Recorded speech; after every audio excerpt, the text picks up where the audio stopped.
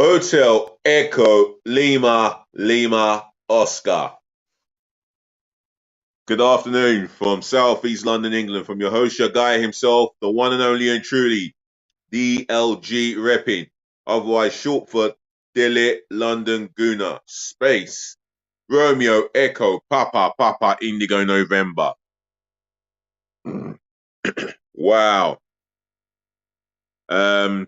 I do apologize for no show. I was meant to go live on the stream yesterday.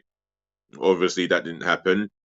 So I do apologise to all football fans, Arsenal and Porto fans. So I'm doing this review right now, as you can see. So guys, before I get into the match review, you know what to do, yeah? Smash the thumbs up like button for me. Show me love, joy and respect. And smash those thumbs up for me, yeah? Keep the channel growing healthily. Make sure that you share this channel virally all over the globe, especially to your friends or your relatives, yeah? Share this channel all over the globe. On top of that, yeah, make sure that you leave a genuine comment, a genuine thoughts of the game. I want your analysis, etc., etc., etc., etc. Yeah, let's be real. In my humble opinion, it wasn't controlled football, nowhere near controlled football, as one has practiced or tried to practice, but you ain't preached it. Let's be real. Anyway, leave your thoughts of the game, your opinions, etc. in the comment section below. Like I've said, what can there's something in the background there? Continue. Yeah, like I said, my comment section is for positive feedback only. So I ask you to keep it nice, but please do keep it respectful. And lastly, make sure you hit the subscribe button for me, yeah? Smash that sub button for me, left, right, and center. Gloriously but passionately for me, yeah? My aim is to get to 1,000 subscribers sometime this year. So let's get subscribing, yeah? Smash that subscribe button for me. But the main thing is to like, comment, share, and do subscribe. Do all of that for me, yeah? To help me keep the channel growing. So, let's get into the match review. Porto. Our game against Porto, which finished Arsenal 1, Porto 0 after 90 minutes after extra time. On penalties, Arsenal win it by 4 goals, well, 4 spot kicks to 2. And let's be real, throughout the 210 minutes of football, 4 shots on target. Yeah, 4 shots on target, and there were a handful of fans that were delighted that we had Porto in the draw. Yeah, they were delighted that Porto's name came out of the hat. When we went over there, we didn't impose our game. We didn't impose the pressing game. We were a bag of nerves, and we got hit on a soccer block. We got hit with a soccer punch. 30 seconds of the game to go. Oh, that being said, nobody will talk about the fact that Evan Nilsson hit the post and then Mr. Ricocheted.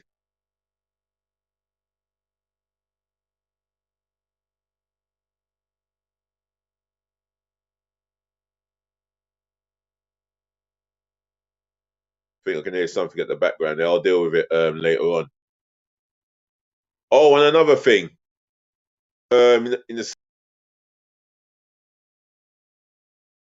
quite brightly, as we did, we we showed more endeavour. We had 4 shots on target, all in the Emirates, not at Porto. But then again, there were some individuals that didn't perform to their best of their ability. I didn't feel Saka had the best of nights. He was by far the worst performing Arsenal player in a red and white shirt. He was just so ineffective, you know. David, people forget about the two good saves he made from shots that came from Porto on target. Let's look at the back four. William Saliba was a bag of nerves. He didn't have a brilliant game. He made me nervous. Gabriel, for me, he was not bad, but he was not at his best. It wasn't his best game. Jakub Kuvia, he made a rash challenge, but it never affected him. He didn't look bothered by the occasion. He just got on with it for what it was. And there was a couple of occasions. Sergio Conceição's son done him for pace. Benjamin White,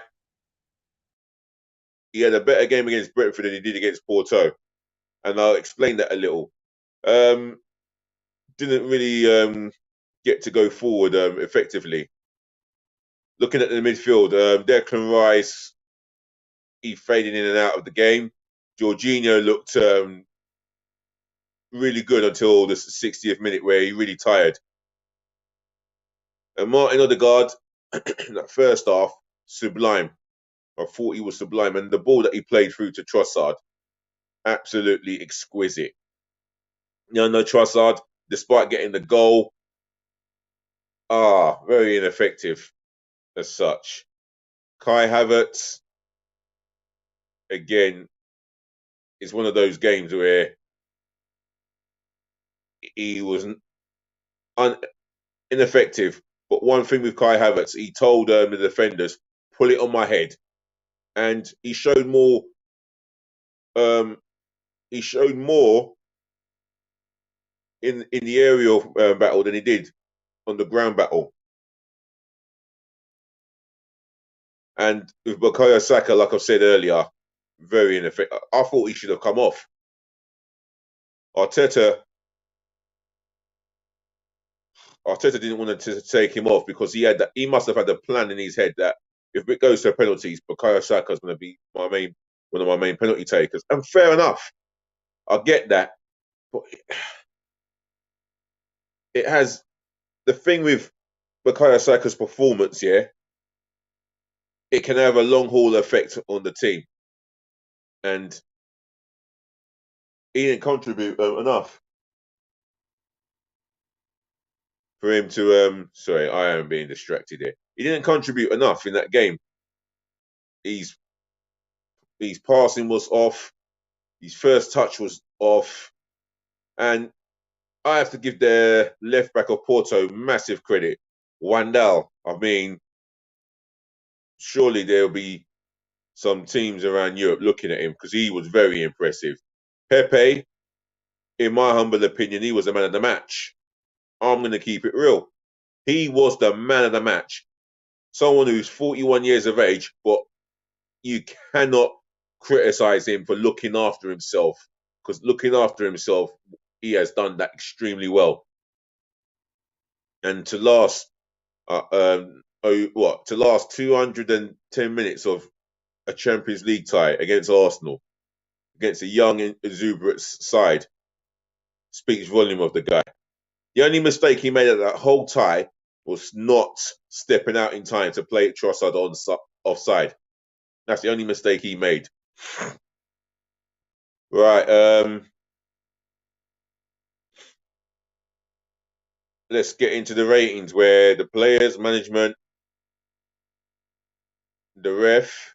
Oh God, I'll get onto the ref. And of course, the Arsenal fans. Yeah, I've got to rate them. So in goal, David. His handling was magnificent.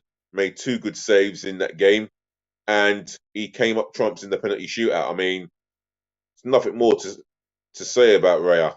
I mean, he kept his nerve when we needed him to, and you could see the back four as a whole were confident in him. So I'm going to give him.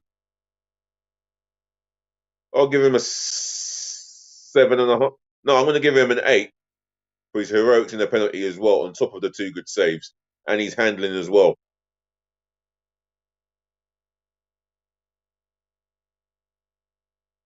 Sorry, do apologise.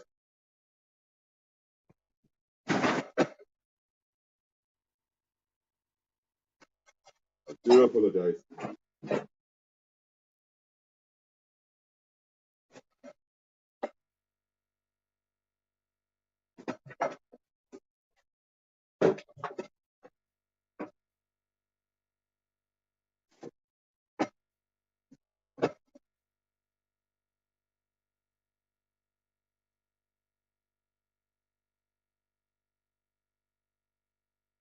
Oh,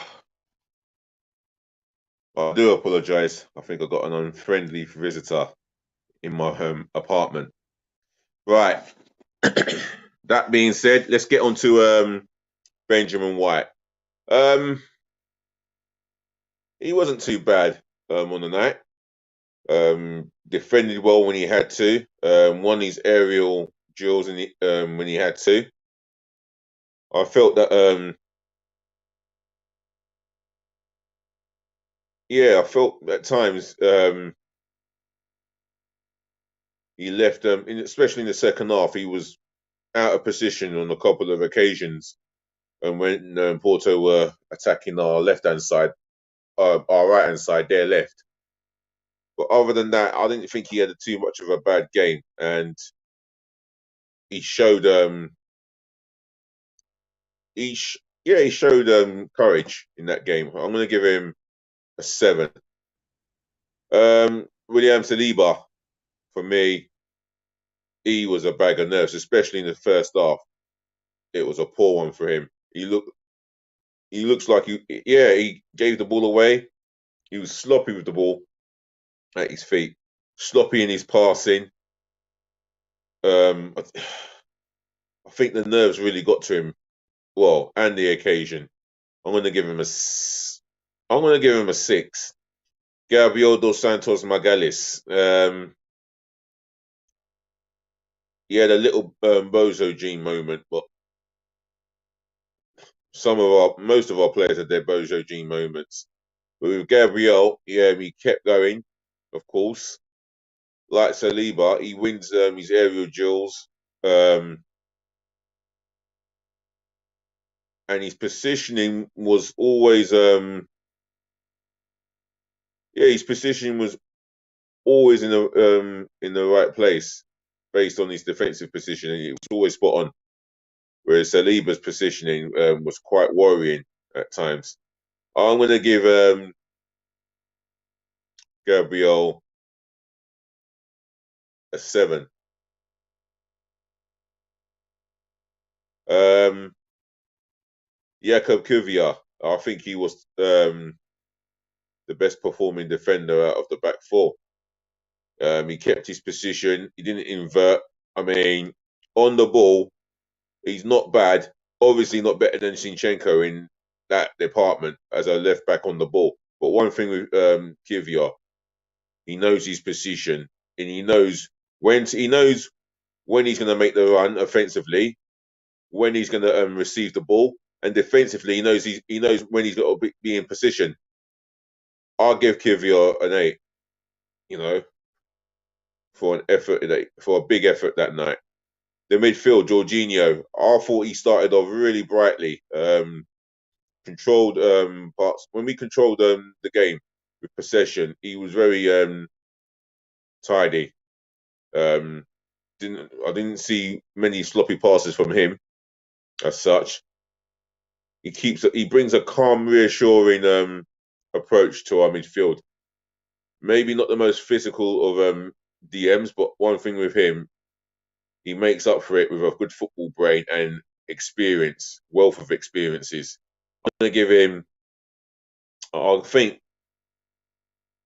as he came off in the 60th or 70th minute, I'm going to give him a honest 7.5. Martin Odegaard on the right hand side to him. Now, for me, um, obviously, he led the press by example. If not captain the team by example. Uh, he- Apart from playing that through ball, I couldn't really pick out many moments where Martin Odegaard took the game by the scruff of the neck for me. I thought he was in and out of the game. I'm going to have to give him a 6. Declan Rice on the left-hand side. Did I say left? Oh, Martin Odegaard was on the right-hand side to Jorginho. So Declan Rice on the left-hand side to him. Um, Again, another player who drifted out in and out of the game. He faded in and he faded out. Made a couple of good tackles in that game. I felt that it won't he won't one of his better games that he's had at the club since he signed in the summer, but it weren't the worst game, but definitely weren't the best game for him. But again, I suppose as he dropped into the 6, he started to find his rhythm. But he never stopped running with Declan Rice. He never stopped running. There was times where he was caught out of position, should I say. But I'm going to give him a 7. Right, the front three, Leandro Trossard, great finish. I'll give him that. Henry-esque, like, but very ineffective in the game. 1v1 with a defender, he really struggled. Definitely really struggled physically. You could see he was just not with it. And yeah, it was only a matter of time until he got substituted. I'm going to give him a 5. On the other wing, Bukayo Saka, I thought he was the worst performer in the team. Very ineffective. He had that one shot on target, which was straight at the goalkeeper. But you'd think he could be forgiven because he's played a hell of a lot of games. He looks tired. That may be the case, but not the best of performance from him, and he knows that. He is fortunate not to be taken off. I'm going to give him a 4. Kai Havertz, up until the point where the ball was in the air and he was competing a lot better and imposing himself a lot better, especially in the second half. I didn't feel in the first half he could get into the game. He was kept quiet by Pepe, and credit to Pepe, who I said earlier in what I've said in the review of the game that he was my man of the match before I started giving out the ratings. And Kai Havertz, yeah, he never got going as such. Never looked like he was going to score, or touch the. I don't even think he touched the ball in the penalty area in the Porto penalty area all throughout the 120 minutes of that second leg. I'm going to give him. I have to give him a 5.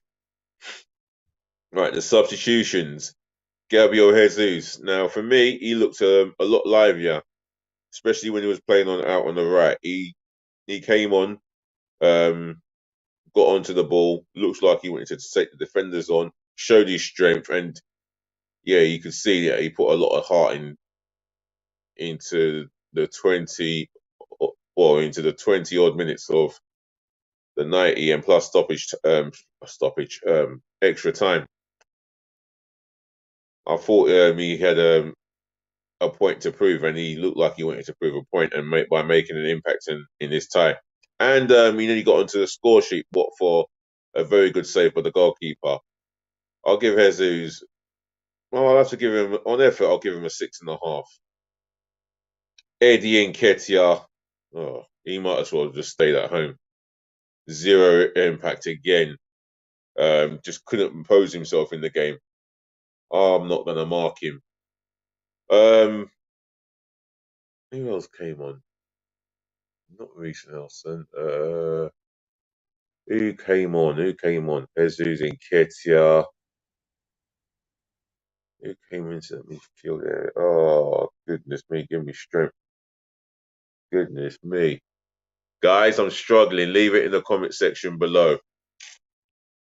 Oh, I'm trying to think who came on. I can only name the two substitutions that Zinchenko. Yeah, he replaced Kivio at left back for me. Obviously, he didn't get enough time to show what he can do. He showed in glimpses what he can do with the ball at his feet, but not enough impacts. Standard 5. Right, Mikel Arteta. Um, I have to say the substitution should have happened earlier, and I think he should have shown us all how bold he had to be. He needed to take off Bukayo Saka and protect him, and that's the place where I'll criticise him. Where he's got his in-game management, I've always been very critical of it, and it was that was his moment to show us all that he can manage Bukayo Saka and any Arsenal player who are not performing to their capability. And Bukayo Saka got away with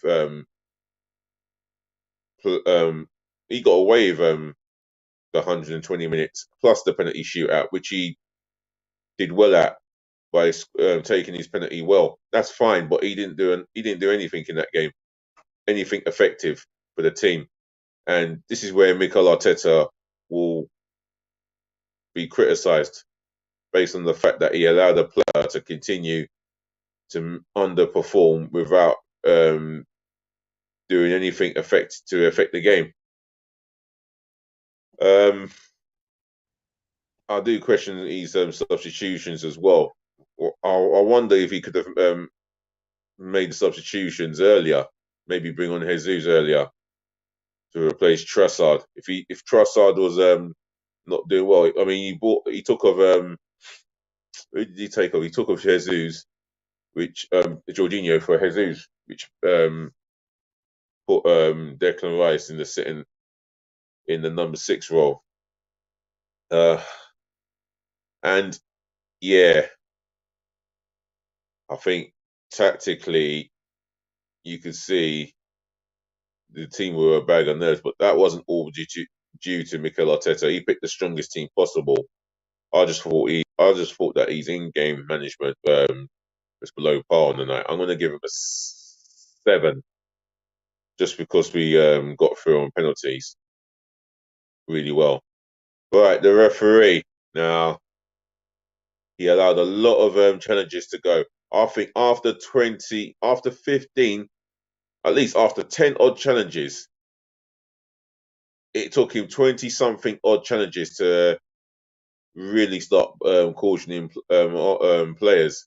I'm not going to say Arsenal players, but both sets of players. And rightfully so. There were players on each team kicking the ball away, leaving late challenges in. He allowed the game to flow like a good old-fashioned cup tie. I get that, but there were some ridiculous challenges that he really needed to iron out. I thought on the night he was bang average. I'm going to give him a 4. I'm going to go with the Arsenal fans. Well, as from the start of the game, you could see they were vocal and they were so up for it. And looking at the way Arsenal started the game, you can feel the positive vibes around the stadium. It was just a matter of how many chances can Arsenal create on that Porto goal. And it's disappointment that we've had 4 shots on target throughout the whole tie. Where if we did more, if the players did more to press the opponent with the ball, I'm sure it would have helped the Arsenal fans get behind them. But again, up until the penalty shootout, you could hear how vocal they were, especially having the penalty shootout taken at the North Bank, and that was where they would have wanted it. As for the Arsenal fans, I'm going to give them an 8. So that's my honest player ratings. If you got your rating of the team, management, ref, etc., leave it in the comment section below.